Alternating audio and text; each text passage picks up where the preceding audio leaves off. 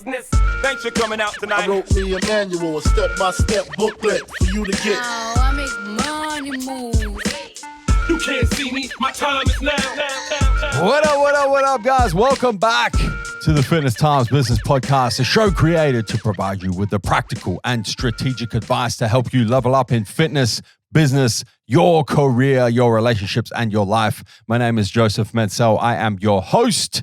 Joining me for this episode of Your Four is Brandon. What's going on, man? Co-host. We're back. Back again, man. Back again.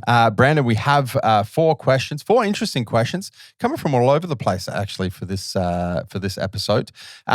Before we dive in, want to remind the listeners and the viewers to make sure that you guys are sharing the show. We appreciate each and every one of you who takes the time to share every episode that you guys get value out of, whether that's person to person, whether that's taking a screenshot on your favorite podcasting platform, posting it in your Instagram story, tagging myself, tagging Brandon.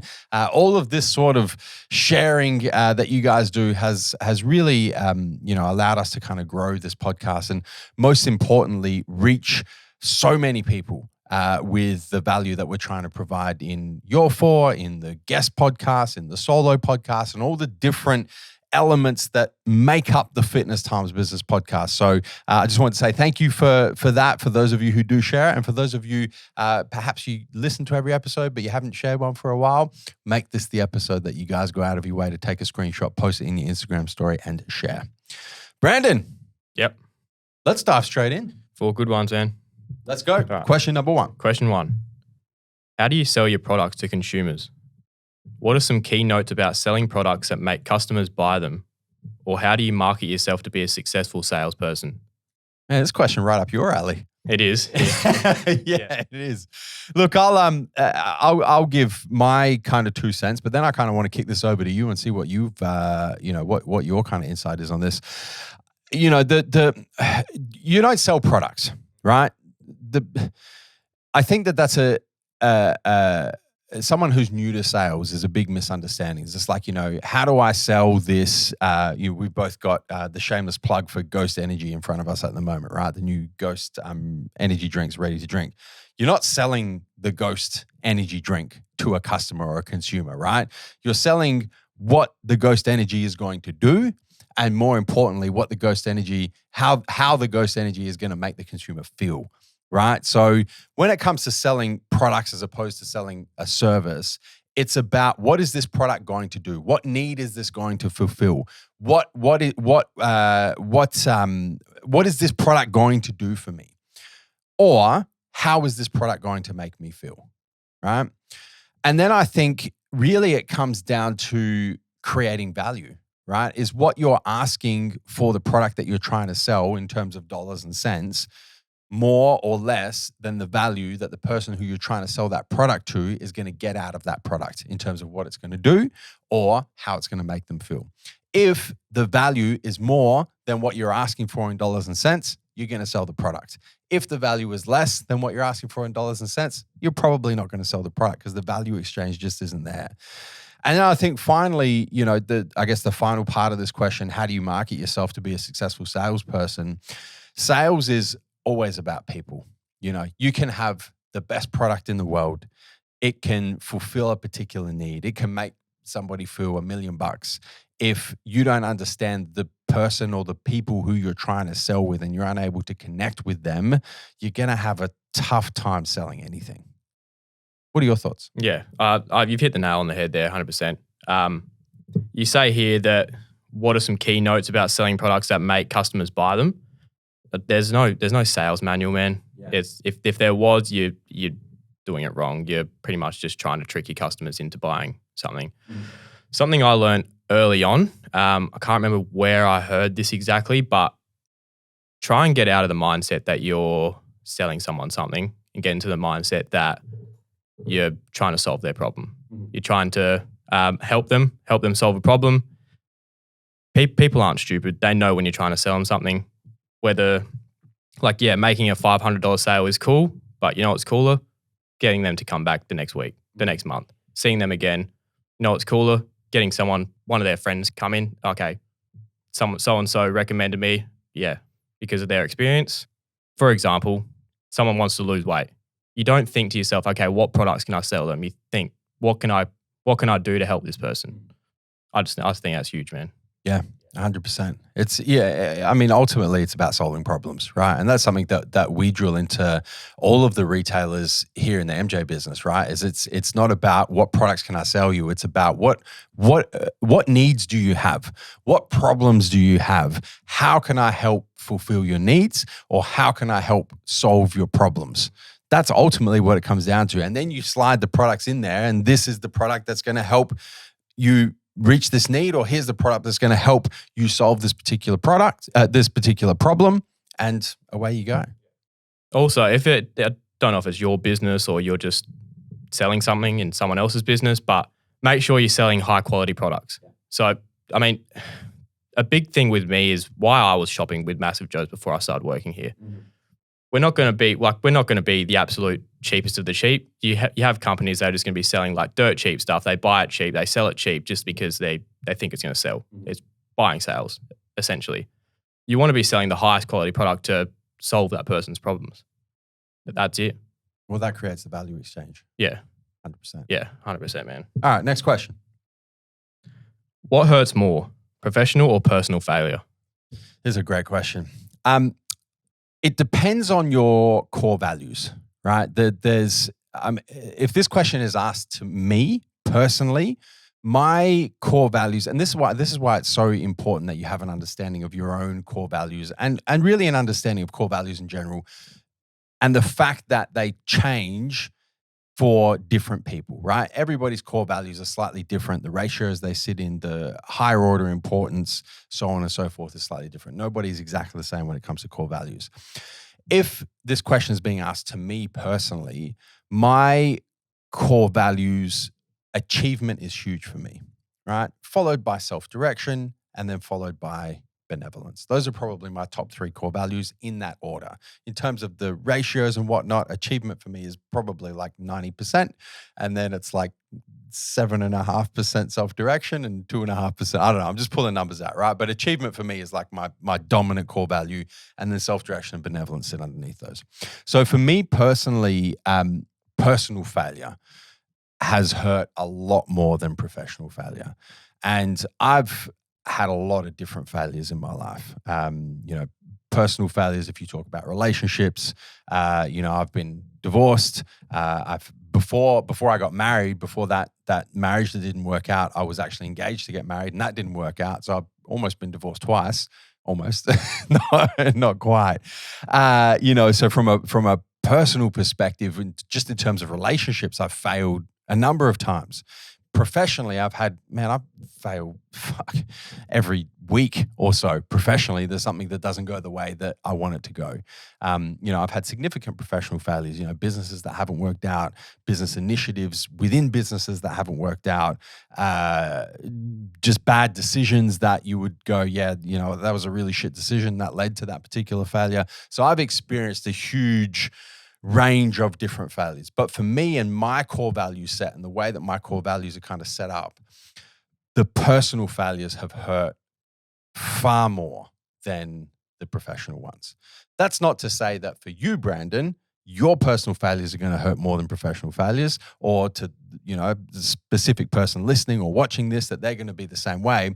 It really depends on your core values. For some people, professional failure may be the most painful thing they can possibly go through. Perhaps they run a business and the business doesn't work, and they got to, roll the business up or close the business down, whatever that kind of looks like. That may be the most painful failure that they will ever go through, compared to going through a divorce, compared to going through a failed personal relationship. The professional failure is massive, right? If it's a career, perhaps you get fired from a job, right? And that's the peak of your professional failure. And for some people, that's going to hurt a lot more than any personal failure, right? There's no one size fits all answer to this question. For me personally, my personal failures have always hurt more than the professional ones.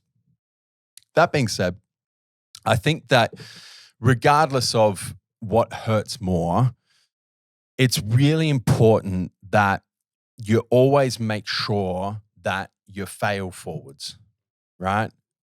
whatever hurts the most, professional, personal, whatever sort of failures you go through, make sure that post-failure or my kind of thoughts on failure is you only ever fail if you don't pick yourself back up, right? The only absolute failure is if you don't learn lessons from something that didn't go your way and you give up and you just wave the fucking white flag and you're like, you know what, I'm out. That's it. That really is failure.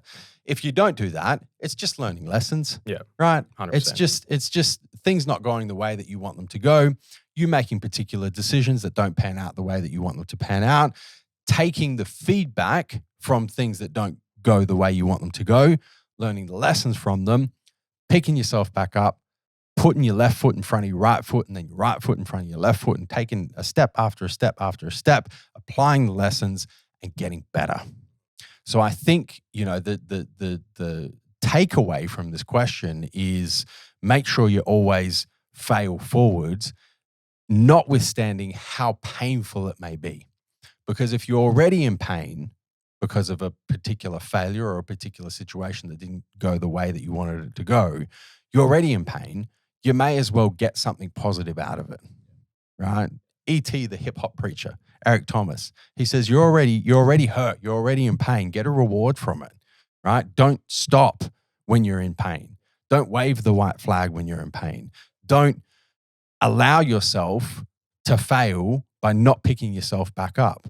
Just fucking pick yourself back up, keep going. Apply the lessons, get better. Definitely. That's the big difference as well. That's why so many people don't succeed. They fail, they give up. You see the most successful people you know or the people you look up to, man, they've failed more times than they've won. And you just don't know about it. You say what hurts more. Not sure if you mean what feels worse or what's more damaging. Just failure is necessary, man. It's literally a key cog. It means so much to fail and then just pick it back up. See, like, how can I grow from this? What can I do differently? Like, it will take a bit to adapt that growth mindset. It will take a bit to change the inner dialogue. Once you change that, man, like, every time I've failed at something, I've hit it again, I've come back hungrier. I've, looked at it, said, what can I do differently? And it's just felt so much better once I've achieved that goal. Like, every time you fail at something, you build mental toughness, you build resilience, you build persistence. And these are traits you wouldn't have built along the way if you didn't fail sometimes. 100%. So, yeah. There's a couple of memes that come to mind. The first one is the iceberg meme. Yeah. The one where it's like you got like the view of the iceberg at sea level and there's like the little tip of the iceberg pointing out and it's like that's success. And then underneath So the much water underneath. is the 99% of the iceberg. And it's like, that's what you don't see. You don't see it. Right? Those are all of the little micro failures along the way that someone has learned from and picked themselves up and gotten better and improved to get this tiny little bit of the fucking iceberg that points out the top of the ocean. And that's success. Yeah. That comes to mind. The second thing is the meme where there's, I think it's a guy or a girl. Anyway, it's a person with like a little pickaxe and they're mining, right? And they're in this tunnel and they're mining and they're swinging the pickaxe and the jewel is like a couple more swings away.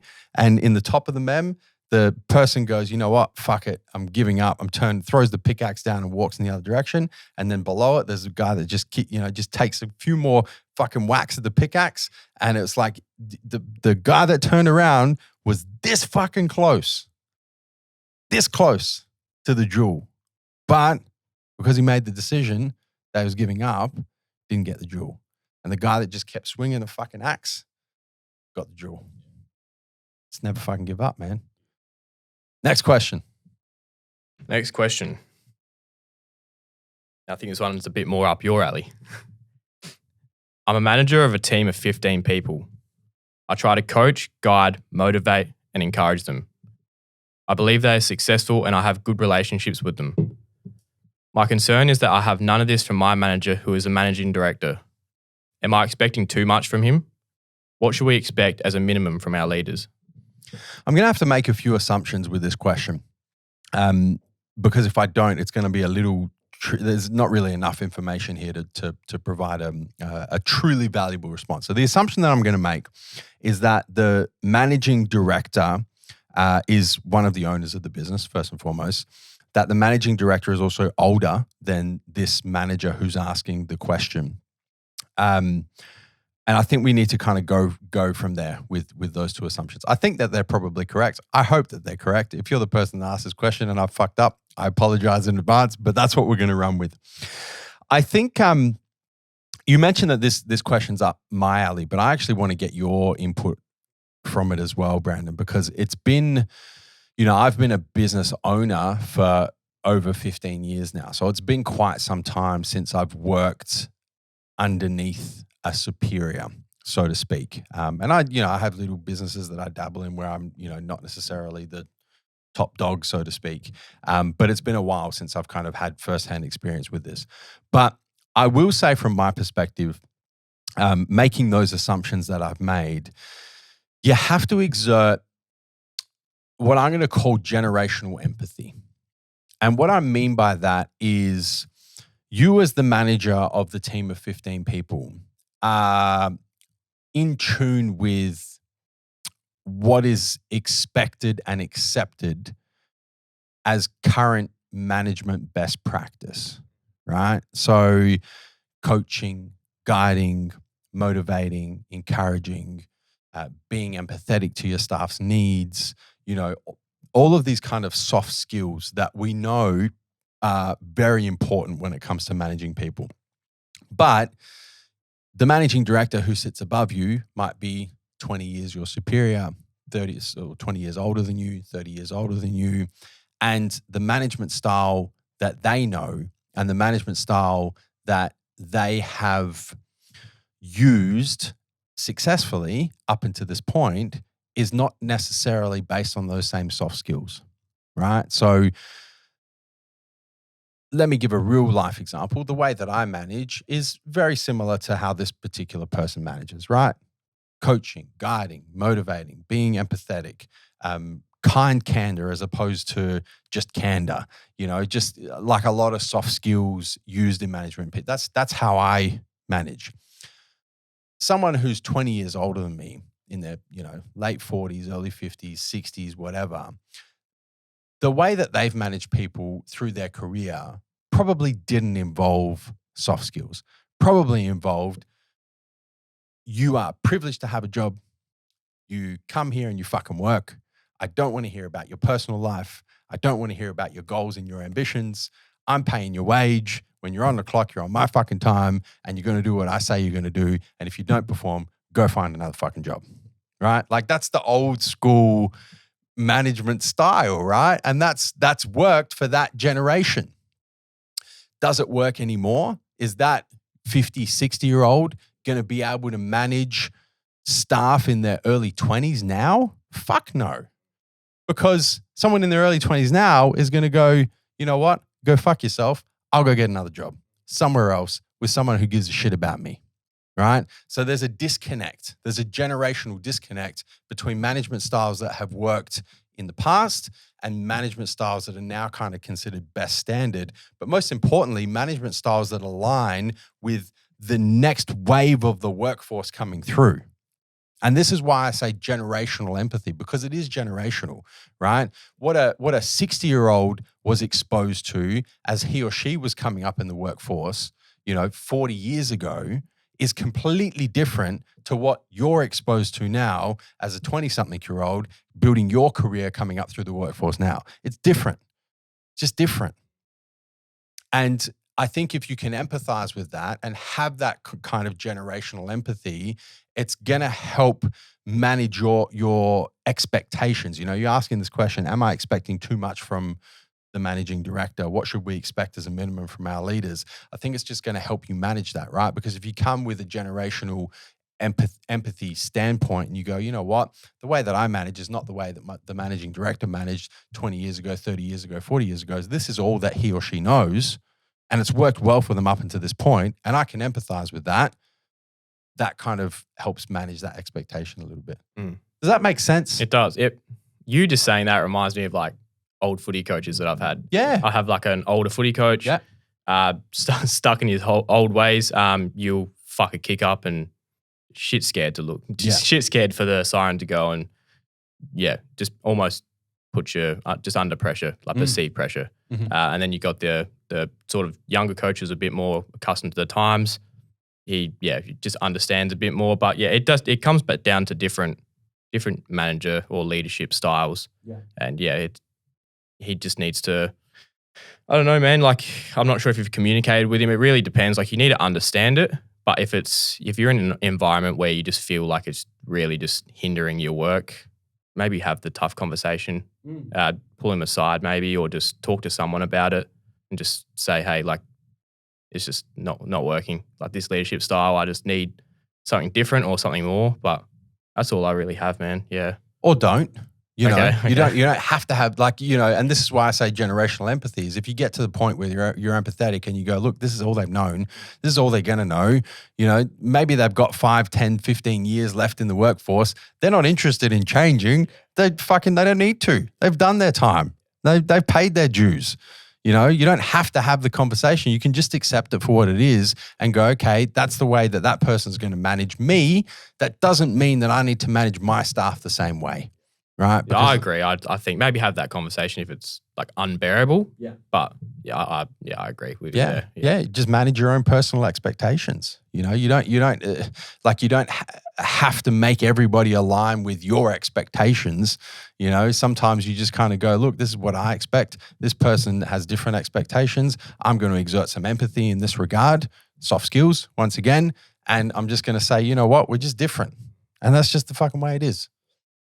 I think that would be the case as well. Yeah. If it's not, let Joe know that it's a different. If we made the wrong assumptions, he missed there. But seriously, like as I'm delivering this answer, I'm thinking about the bits and pieces that I do outside of MJ's and TMJ Apparel, and I do have relationships with leaders that are 20 plus years my superior. And the way that they lead is different to the way that I lead. And, I'm not gonna have that quote unquote difficult conversation with these particular people because we're just different, right? And I know that's the way that they're gonna do it. And that's fine. I'm not gonna do it that way. I'm gonna do it my way. But we can still work together, It's not like we have to butt heads over everything. It just fucking is what it is, At the end of the day, they could be, just stuck in their ways and you can't change them. Yeah, that's it. Yeah. Last question. How do you compartmentalize your life? I think about work 24/7 and it fucks with me. Oh, this is a great fucking question. It is a good question. It's a good question.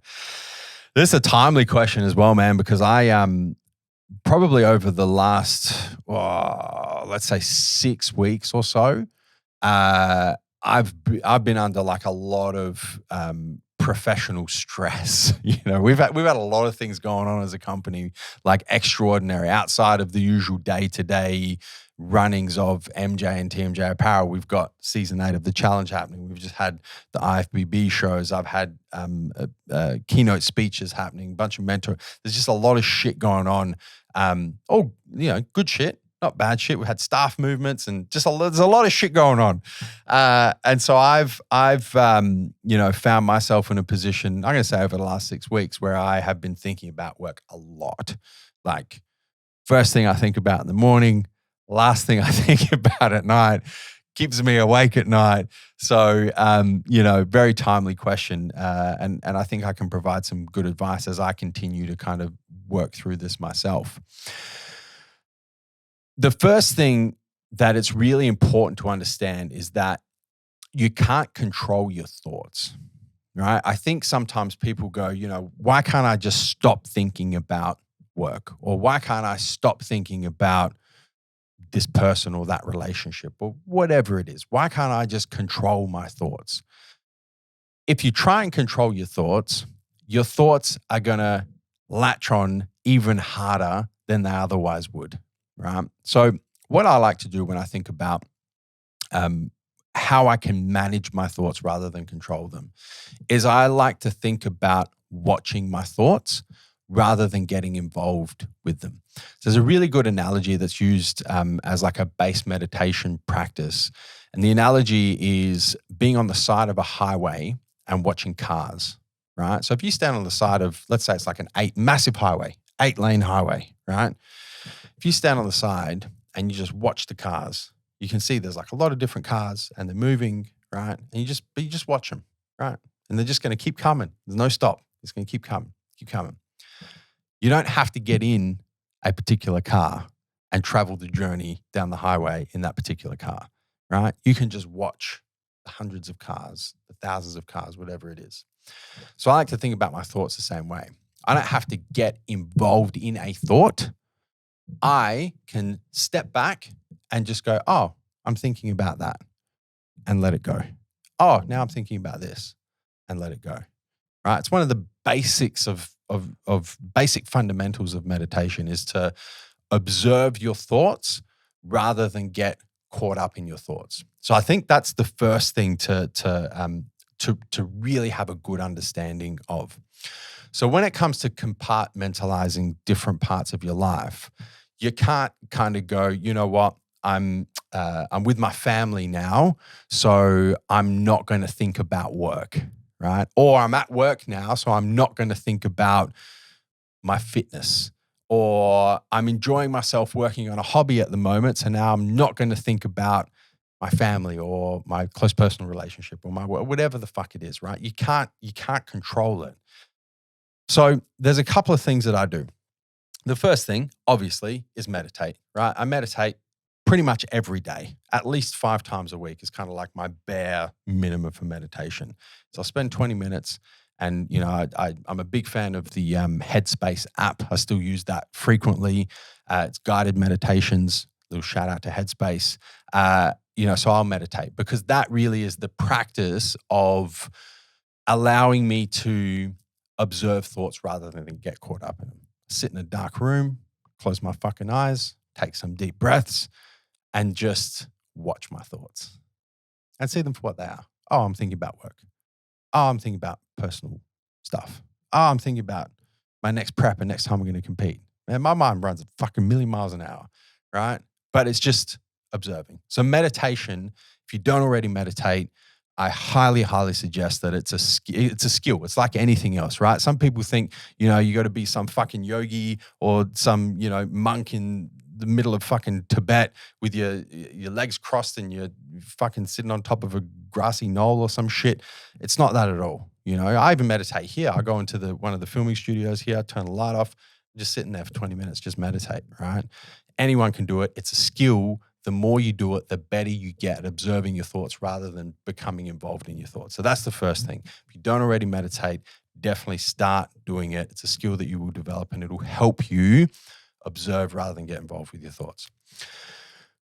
Then the question is, all right, let's say that I'm with my family and now I'm starting to think about work, right? And I can observe the thoughts, but they're coming in, man. And it's just like onslaught of work. I got to do this. I got to do that. I got to deal with this. And that's where I've been the last 6 weeks, right? I'm going, you know, I'm with my wife, Amy, and our little puppy, Ella, right? And I'm trying to be present and I'm trying to be in my personal life. And then it starts, right? Fuck, we got the IFBB show next weekend. Fuck, I got to replace this. I got to figure out how I'm going to replace this staff member.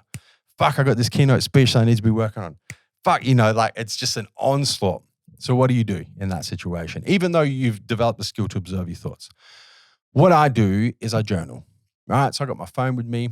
I use an app called Evernote. Fuck, I'm shouting out the apps today. I use an app called Evernote. Do you want a sponsor at all? Yeah. Where's my fucking affiliate code? Anyway, so I use an app called Evernote and I have that app and I'll journal, right? So if the thoughts get so intense that it's just like, oh man, my mind is racing a million miles an hour and there's only so much observing I can do. Like the highway of cars is completely packed.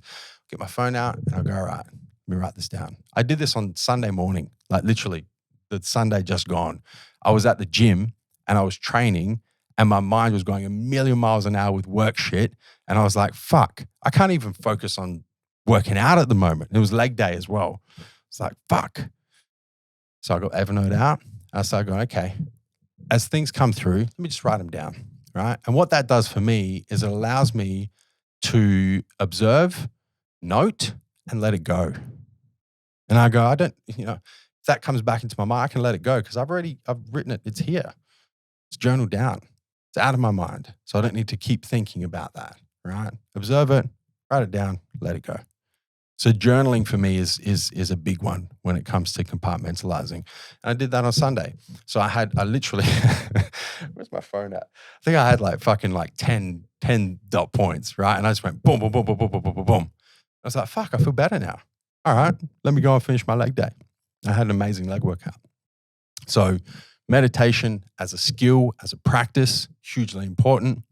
And then journaling for me is something else that really helps with compartmentalizing.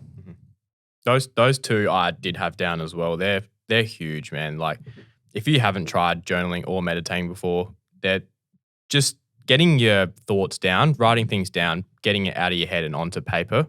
It clears you up like nothing else. Yeah. And even with writing things down as well, like journaling thoughts, yeah, and then also to-do lists. If you think of something that you need to do at work, just write it down. You'll schedule it in for tomorrow. With meditation, yeah, a huge one is I'm using it at the moment to break my day up. So I'll do it as soon as I get home. So it separates. It's almost like 2 days. I'll work, get home, meditate. Okay, now we can move on to the next part of my day. Any sort of, is it solace? Is that the word? Yeah. Solace? Meditating, anything in silence, like even just going for a walk, man. Going for a walk, just help you just feel a bit more present, getting out, getting into your body a bit more outside of your head. I find those two are huge. The last one this is something that I've struggled with, and I still do struggle a little bit now, but I've gotten a lot better with those two tools in particular. But the main one for me was prioritizing properly.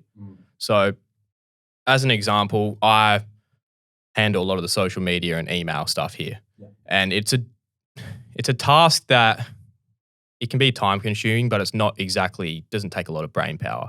So I'd usually push that towards the back end of the day. Okay, I don't need a lot of energy to do this. Obviously, as you know, your days don't really go to plan ever. So a lot of the time I'd get stuck. Okay, you call me in for a meeting or customers come in or something, and I'd get towards the end of the day. Okay, I haven't finished this. It's a daily task. I'd take it home with me. I'll be doing it at home.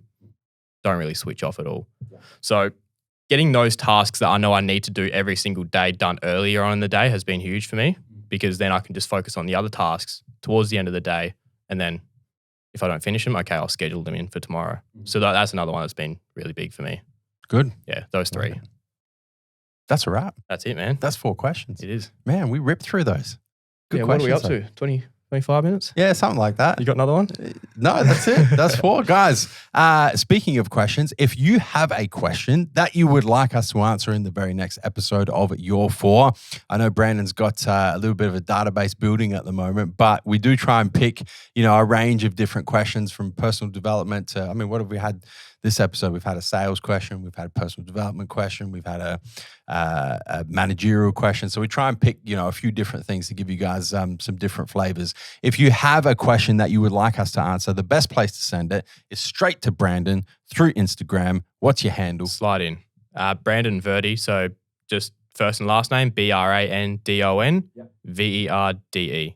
Perfect. Yeah, that's the best place to send them. If you guys want to hit me up in my DM, sometimes I pull them from my Q&A on the weekend as well. Absolutely more than welcome to hit me up, and I'll just kind of screenshot them and send them to Brandon anyway. So spam Brandon with all the Your 4 questions.